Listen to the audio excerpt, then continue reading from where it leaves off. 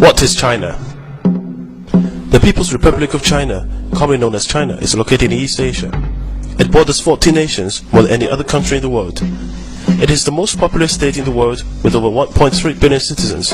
While the world population is 6.8 billion, that means out of every 5 people in the world, 1 is Chinese. China is made up of 56 distinct ethnic groups, with Han Chinese making up 92% of its whole population. China is a single-party state governed by the Communist Party of China, whose power is enshrined in Chinese constitution. Though China is officially an atheist country, its religious roots lie within Confucianism, Buddhism, and Taoism, and from these most social and moral values are derived. There are also a significant number of Chinese Muslims who arrived via the Silk Road trade route and still retain their own distinct culture. History. China is one of the world's oldest civilizations, dating back more than 5 millennia and was ruled by successive dynasties until 1912. During this time, many great discoveries in the fields of science and technology were made, including the inventions of printing, paper, gunpowder, and the compass. This period also saw the construction of many landmarks, such as the Great Wall, which stretches over 4,000 miles, equals to 30 return travels from London to Paris. After a period of foreign occupation and civil war, the Communist Party of China, led by Mao, gained the control of mainland China in 1949 and established the People's Republic of China. The modern China of today is as much shaped by its past as it is rapidly abandoning old ways and looking to the future. While many of its big cities are comparable to any in the West, the underlying culture is still vastly different. Traveling outside large urban areas also highlights the growing disparity between rich and poor. Language. Chinese is the most widely spoken language in the world, as well as one of the most intelligible for foreigners. There are many regional dialects of Chinese, although the most widely spoken is Mandarin and Cantonese. Chinese characters evolved over time from earlier forms of hieroglyphs. Chinese contains over 40,000 characters, but a well-educated person can recognize around 6,000 characters. Some 3,000 are required to read a newspaper. Chinese calendar. Chinese zodiac is a scheme that relates each year to an animal. Chinese New Year is the most important of the traditional Chinese holidays. Windows and doors will be decorated with red-colored paper cuts, and the couplets with popular themes of happiness, wealth, and longevity. On the eve of Chinese New Year, supper is a feast with families. The family will end the night with firecrackers. Early the next morning, children will meet their parents by wishing them a healthy and happy New Year, and receive money in red paper envelopes. Chinese people love red color, which symbolizes prosperity and good luck. The period around Chinese New Year is also the time of the largest human migration, and between 150 and 200 million migrant workers in China bring home their earnings and go to have reunion dinner with their families on Chinese New Year's Eve. Youth. Most married couples in China are subject to the one-child policy, which was introduced in 1979 to curb massive population growth. It is believed to have prevented more than 300 million births since then. Another consequence of the policy has been the emergence of so-called little emperors. A generation of self-centered consumers has developed.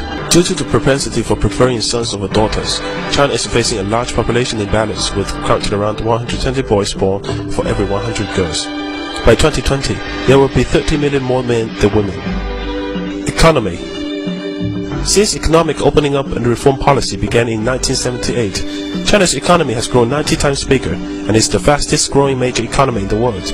China's annual average GDP growth is predicted to be 9.5% for the period of 2011 to 2015. It is the world's largest exporter and the second largest importer of goods. It is also now the world's second biggest consumer of luxury goods. It now has the world's second largest GDP at about $6 trillion, 40% of the United States.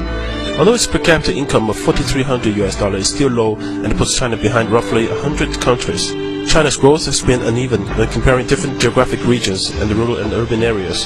Development has also been mainly concentrated in the eastern coastal regions, while the remainder of the country are left behind. In the past decade, China's cities expanded at an average rate of 10% annually, a scale unprecedented in human history. China is a country crazy for skyscrapers to show its economic booming. More than 200 skyscrapers are being built here now. Within the next 3 years, there will be 1 skyscraper completed every 5 days in China, which will make the total 800 in 5 years' time, 4 times as many in the States. China is the world factory. 1 out of every 3 household appliances, 3 toys, 2 pairs of shoes, 2 shirts are made in China. It has now become the world's largest energy consumer, but relies on coal to supply about 70% of its energy needs. Leading Chinese environmental campaigners have warned that water pollution is one of the most serious threats facing China now. Yet with $34.6 billion invested in clean technology in 2009, China is the world's leading investor in renewable energy technologies. China produces more wind turbines and solar panels than each year than any other country in the world. Food. Being such a large and ethnically diverse country, each region has its own local specialities which the Chinese are often keen to try and introduce to others. Generally, you will find hot and spicy food in the west and central China, and the cooler food in the south and the north.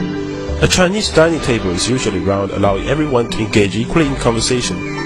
It will be set empty bowls, plates, and chopsticks for each person. Food dishes are placed into the center of the table to be shared between everyone. Don't be put off if you see people spilling bowls or seeds onto the plate. This is perfectly normal. Contrary to what you might find in your local Chinatown, Chinese food is generally healthy and often beautifully presented. Texture, flavor, color, and aroma are key considerations for all Chinese cooks, even above nutrition contents. Chinese dining is about showing respect and hospitality for the guests, and is often used as an extension of the boardroom. Heavy drinking is often part of doing business, and it is expected that you will keep up with the others. If you do not want to drink alcohol, make it clear before you start. Core concept. Face. 面子. The concept of face can be loosely described as someone's social status or reputation in the eyes of others. Throughout the Chinese person's life, it must be maintained and enhanced through giving to and receiving from others in both words and actions. It may be something as small as who gets in the lift first to the awarding of a multi-million-dollar contract, but without it you will have very little power or influence.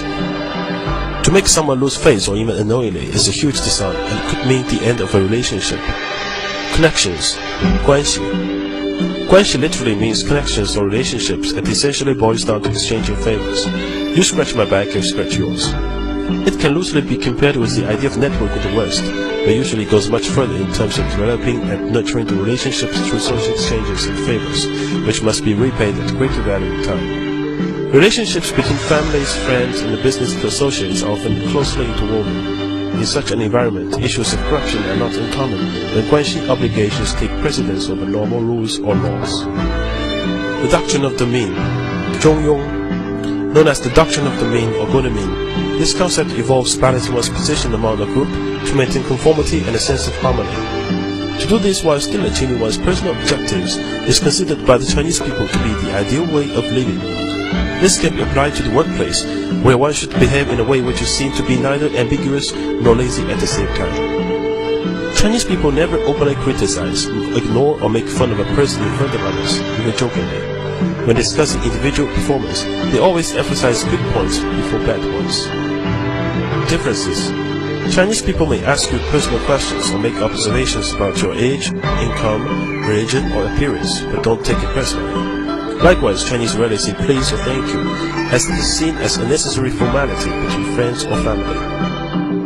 In a Chinese meeting, often only the most senior attendees will talk, and all questions should be directed to those people. Silence is not a sign of weakness in China. Often the unsent message is more important than what is being said verbally. To be successful in China requires different ways of thinking. A famous Chinese historian professor put this well. The Chinese people are frank yet tactful, honest yet sophisticated, suspicious yet gullible, unscrupulous yet loyal, advocate etiquette yet often appear unmannered, stand for the golden mean yet are extreme, value the quality of being thrifty yet like to parade their wealth, maintain traditions yet love to chase modern fashion, believe contentment brings happiness, yet often daydream about becoming overnight millionaires. Believe the word of the fortune teller, yet lack affiliation to any religion. This is China, one big contradiction which refuses to be placed in a box. In China you will find all extremes, but that's all part of the challenge and adventure of doing business here. Be patient and have fun.